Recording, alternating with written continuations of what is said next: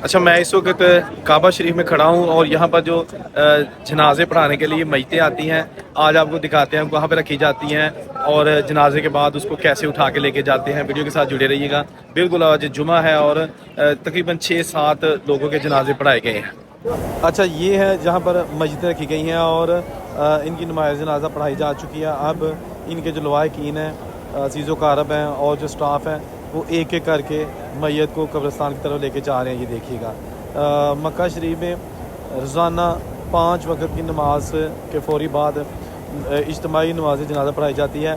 देखिए, मरना तो सब ने है, लेकिन ये वो खुश नसीब हैं जिनकी नमाज जनाजा इमाम काबा ने पढ़ाई है और हरम शरीफ के अंदर पढ़ाई गई है और हज़ारों बल्कि लाखों लोगों ने इस नमाज जनाजा में शिरकत की है।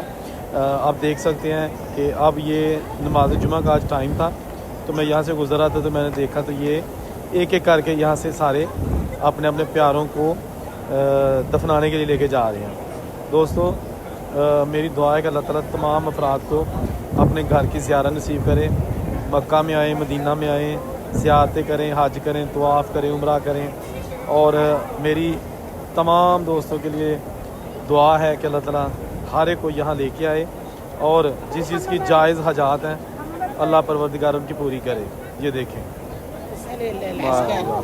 सफ़र आखरत, अल्लाह ताला इन सारे मरहूमैन दी आखिरी मंजिल आसान करे ते जेह्ड़े जेह्ड़े दुनिया तो लोग जा चुके हैं, अल्लाह ताला सब दी मगफरत फरमाए। ए देखो, ए आखिरी मैयत जा रही है ते इस सीधे जाएंगे कब्रिस्तान की तरफ, फिर उत्थे इन्हां नूं दफना देंगे।